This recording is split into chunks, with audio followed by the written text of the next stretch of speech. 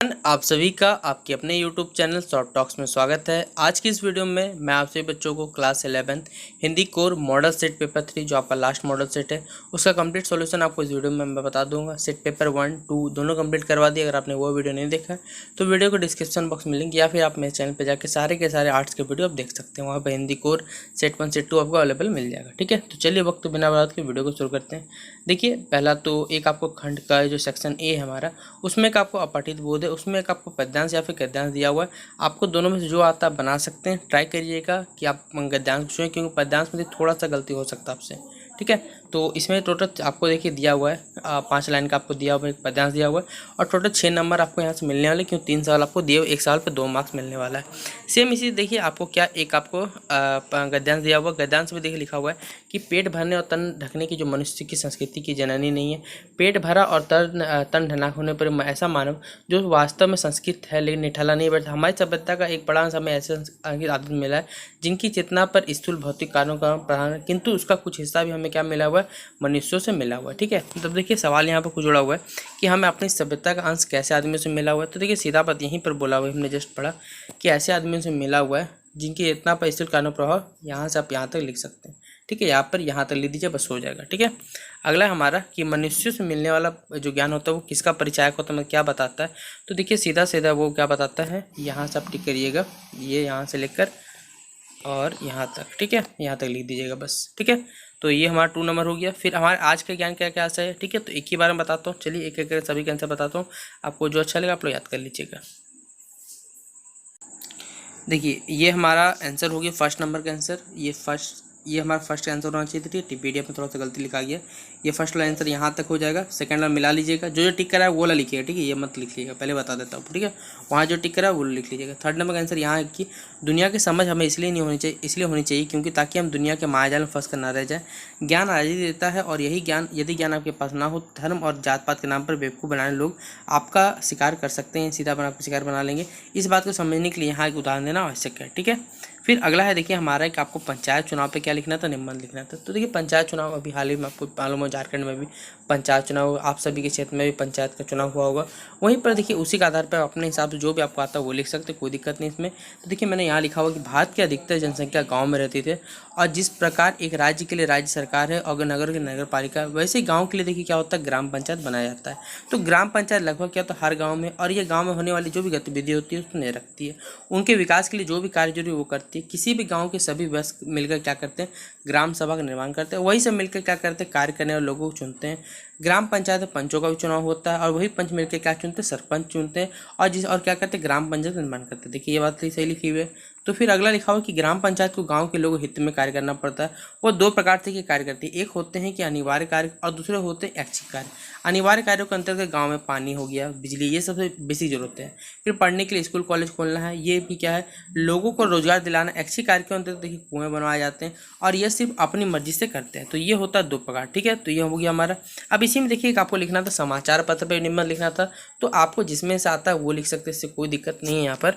तो देखिए पहले लिखा हुआ समाचार पत्र के बारे में कहा जा सकता है कि समाचार पत्र संसार की वर्तमान स्थिति क्या दर्पण है, विश्व में घटित घटनाओं का विश्वसनीय दस्तावेज है, सत्ता और विरोधी पक्ष के विचारों के गुण दोष विवेचन का संघर्ष, ज्ञानवर्धन का सबसे सस्ता सरल और प्रमुख साधन है, मानवीय जिज्ञासा कौतूहल और उत्सुकता की शांति का समाधान है, लोकतंत्र का चतुर्थ स्तंभ है। ठीक है, तो समाचार पत्र केवल 1.5 या 2 रुपये में विश्व दर्शन कराता है, सही बात है। कितना सस्ता साधन है ज्ञानवर्धन का, हॉकर समाचार पत्र को घर पर डाला जाता है, बिना कष्ट किए ही हम इसकी उपलब्धता हो जाती है, कितनी सुगम इसकी प्राप्ति, जीवन और जगत की अत्यंत जानकारी देने वाला विश्वसनीय दूत है। ठीक है, फिर अगला देखिए आपको क्या है, क्वेश्चन नंबर ख को मैंने छोड़ दिया, एक ऐसे है, शायद मैं क्वेश्चन आपको दिखा दूंगा, पहले आंसर अगला समझा देता हूँ, एक ही साथ का कंप्लीट हो जाएगा। कि एक आपको क्या करना है, आपके अध्यक्ष आपके मोहल्ले में, सीधा बात है आपको सफाई करवाना है। ठीक है, तो इसके लिए नगर पालिका को क्या करना है, आपको पता लिखना। तो ठीक है, वहीं लिखा हुआ है यहाँ पर कि सेवा नगर पालिका अध्यक्ष कानपुर, या फिर अपना जो एड्रेस चेंज कर लीजिएगा, डेट जो बदलना रहेगा बदल लीजिएगा, जिस दिन का आपको लगा लीजिएगा। मोहल्ले में सफाई की शिकायत है तो कि सेमान में कानपुर क्षेत्र उन्नाव वार्ड इतना निवासी हो, अपना जो एड्रेस लिख दीजिएगा। हमारे क्षेत्र में कई दिनों से कोई भी सफाई कर्मचारी नहीं आ पा रहा है, जिसके कारण क्या क्षेत्र में अत्यंत कचरा हो रहा है। इस तरह कूड़े का क्या ढेर लगा हो, जिसकी वजह से क्षेत्र का जो वातावरण अत्यधिक दूषित हो गया। नालियों की निरंतर सफाई न होने के कारण वहाँ पर गंदगी की वजह से मच्छर होते हुए और जिसके क्या बीमारी फैल रही है। अतः आपसे अनुरोध है कि हमारे क्षेत्र में जल्द से जल्द सफाई करवाई जाए और आपकी महान दया रहेगी। ठीक है, इसलिए आपका क्षेत्र निवासी, आपका जो नाम है वो आप लिख सकते हैं या फिर काका लिख दीजिएगा। फिर देखिए अगला सवाल है हमारा क्वेश्चन नंबर 2 में डी नंबर सवाल है। देखिए क्वेश्चन 2 में 4 सवाल दिए, 4 में आपको क्या 2 ही बनाना है। मैं आपको 3 बता देता हूँ, आपको 2 अच्छा लगे आप लोग लिख सकते हैं। ठीक है, तो अगला है कि समाचार पत्र को रोचक ढंग से लिखा जाना चाहिए। समाचार पत्र का ऐसा ढंग निकालना चाहिए कि पाठ्यक्रम जो पाठक होते हैं जो पढ़ने वाले उसके समाचार रुचि। समाचार पत्र को यह बात ध्यान रखनी चाहिए, पाठक को पढ़ने के लिए प्रेरित करना अत्यंत कठिन कार्य होता है। नीरस और अरुचिकर समाचार पाठक को नहीं पढ़ते, अतः समाचार पत्र की रोचकता अवश्य होनी चाहिए। तो ये क्वेश्चन 2 खत्म होता है। चलिए 2 के सवालों को देख लेते हैं एक बार, और 3 के सवाल दोनों को एक बार हम लोग देख लेते हैं। देखिए क्वेश्चन नंबर 2 में मैंने आपको पंचायत चुनाव पर बता दिया समाचार पत्र, ये वही नहीं था। और ये वाला ख नंबर, ठीक है, आप लोग अभी जस्ट अपने से बना लिखिएगा कि कूड़े कचरे का अंबर से क्या हो गया, आपके बजबाती नालियों क्या हो उत्पन्न खतरा हो गया, इसलिए नगर पालिका को लिखना है, आपको लिखना है। ये भी मैंने बता दिया। आपको ये लिखना है अगला वाला कि निकट के सरकारी अस्पताल में स्वास्थ्य सुविधाओं को सीधा बात, ये सवाल आप लोग खुद लिखिए क्योंकि ये पत्र सेम फॉर्मेट आराम से लिख लीजिए आप लोग। घ नंबर समाचार पर लिखने के लिए आवश्यक तत्वों का वर्णन करते, ये मैंने आपको बता दिया। ठीक है, अब देखिए हमारा खंड ग है जो पाठ्य पुस्तक है, आपको एक काव्य सौंदर्य दिया हुआ है। इसका अर्थ बताना कि थोड़ी सी उम्मीद थोड़े से सपने आओ मिलकर बचाओ, और इस दौर में बचाने को बहुत कुछ बचा है हमारे आसपास। और एक दिया हुआ है कि कहा तो था कि चिरागा हर एक घर के लिए, कहाँ चिराग मैसर नहीं शहर के लिए। ये 2 हमें काव्य खंड दिए हुए हैं, ये दोनों में से आपको जो आता है आप एक लिख सकते हैं, आपको 5 नंबर मिल जाएंगे। फिर अगला हमें प्रश्न उत्तर दिया हुआ है, टोटल 2 सवाल हैं यहाँ पर, 3 सवाल 3 में किन्हीं 2 का जवाब देना 4 नंबर में।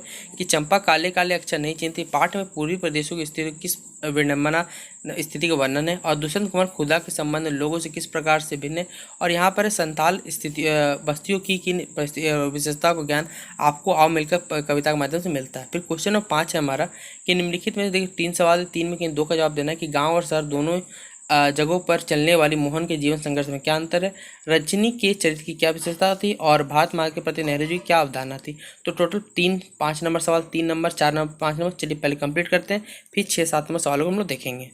तो देखिए 3 नंबर का जो हमारा काव्य खंड था उसका यहाँ पर अंतर लिखा आपको मतलब लिखा हुआ है, ऐसा लिखा हुआ है कि लोगों का विश्वास, उनकी टूटती उम्मीदों को जीवित करना, सपनों को पूरा करना आदि को सामूहिक प्रयास से बचाया जा सकता है। आओ मिलकर बचाएं, जो इस पंक्ति कविता ने आदिवासी क्षेत्र से विस्थापन की जो है पीड़ा को व्यक्त किया है। विस्थापन से वहाँ के लोगों की दिनचर्या ठंडी पड़ गई है। फिर अगला है प्रस्तुत पंक्ति दुष्यंत कुमार की गजल साये में धूप से अवतारित है। राजनीति और समाज जो कुछ चल रहा है उसे खारिज करने और विकल्प तलाश में इस गजल का केंद्रीय भाव यहाँ पर बताया गया, और इसका जवाब आप लोग खुद बताइए। मैंने आपको एक बता दिया और ये लखा नंबर जब आप लोग बताइए। ठीक है, नहीं आएगा मैं आपको एक अलग वीडियो में देखे तो एक अलग वीडियो तो मुझे बनाना ही पड़ेगा, कुछ क्वेश्चन छूटे वो उसी में आपको कंप्लीट कर दिया जाएगा। ठीक है, फिर देखिए 4 में क नंबर छोड़ दिया क्योंकि 2 ही सवाल बनना, आपको जो आता बना सकते हैं। ये ग नंबर टिक कर लीजिए खानी हो यहाँ पर। ठीक है, तो दुष्यंत कुमार खुदा के लिए विचार से इसलिए प्रश्न है क्योंकि उनका मानना है कि भले खुदा का अस्तित्व नहीं या मात्र कल्पना, लेकिन आम आदमी खुदा यानी ईश्वर के बारे में लुभावनी कल्पना करके ही उन्हें कल्पना के सारा जीवन काट लेता है। इस तरह हम अपने जीवन में एक आशा बनी रहती है। फिर कविता ने माटी का रंग प्रयोग करके स्थानीय विशेषताओं को उजागर करना चाहे। संथाल परगना के लोगों में जुझारूपन, अखंडता, नाच गान, सरलता आदि विशेषता जमीन से जुड़ी। कविता चाहती है कि आधुनिकता के चक्कर में हम अपनी संस्कृति को हीन ना समझे। फिर 5 का देखिए क नंबर कि गाँव और शहर दोनों जगह पर चलने वाले मोहन के जीवन संबंध बहुत फर्क है। गाँव का मोहन विद्या प्राप्त करने के लिए संघर्ष कर रहा, गाँव में उसका एक होनहार बालक के रूप में सम्मान था। वहीं पर देखिए ख नंबर हो गया हमारा कि ख नंबर में कि स्त्री चरित्र की बनाई गई धारणा के अनुसार स्त्री सहनशील, कोमल और शक्तिहीन होती है, वह संघर्ष से दूर रहती है। इसके विपरीत रजनी एक संघर्षशील, असहनशील और जुझारू महिला है। फिर क्वेश्चन नंबर ग का आंसर है कि भारत माँ के प्रति नेहरू जी की अवधारणा यह थी कि यहाँ की धरती, पहाड़, जंगल, नदी आदि खेत के साथ यहाँ करोड़ों निवासी भारत माता है। भारत जितना भी हमारी समझ था उससे परे था, किंतु उससे अधिक व्यापक था। भारत माता की जय से मतलब यहाँ के लोगों की जय से होता है। ठीक है, फिर देखिए अगला 6 नंबर सवाल था कि मन्नू भंडारी के द्वारा कोई दो कह सकते बच्चों लिखा हुआ क्या क्या लिखा गया था। तो एक इंसान के घर इंसान और गीता का चुंबक, वहीं दुष्यंत कुमार का एक कंठ विश्वव्यापी 1963 और मसीहा मर गया। ठीक है, एक नाटक है। फिर क्वेश्चन नंबर 7 में देखिए 2 सवाल है और 8 नंबर 2 सवाल है। इनमें से किसी एक का भी आपको आता है तो लिख सकते हैं। तो पहला आंसर लिखा हुआ है यहाँ देख लीजिए, इसमें और लगाया हुआ है तो ये भी आप लिख सकते हैं। ठीक है, दोनों में से आपको क्वेश्चन दिखा देता हूं, दोनों का आंसर देखिए यहाँ पर लिखा हुआ है। ठीक है, अगला 8 में भी सेम सवाल है कि आपको दोनों में से कोई एक आता है वो लिख सकते हैं, तो दोनों का आंसर यहाँ पर लिखा हुआ है। अब चलिए आपको सवाल दिखाता हूँ पहले। तो देखिए ये क्वेश्चन नंबर 7 था कि घरेलू नौकरों को किन के सामना कठिन सामना करना पड़ता है, और बेबी हालदार की जो ओलो औधारी के आधार पर उत्तर देना है। फिर अगला है तातूस ने बेबी हलदार को लेखन के लिए किसने और कैसे बाध्य किया। फिर अगला 8 में देखिए 2 सवाल। तो जेठू ने बेबी को यूँ क्यों कहा कि तुम दूसरी आशापूर्ण देवी बन सकती हो, या फिर तातूस के घर काम करने महिलाओं ने लेखिका क्यों गालियाँ क्यों दी थी, ये हमें बताना है। तो देखिए ये हमारा कंप्लीट होता है class 11th Hindi core model set paper 3। आशा करता हूँ कि आपको ये वीडियो पसंद है। अगर वीडियो पसंद आए तो वीडियो को लाइक करें, चैनल पर न्यू आए तो सब्सक्राइब करें और ज़्यादा से ज़्यादा वीडियो को शेयर करें। चलिए मिलते हैं।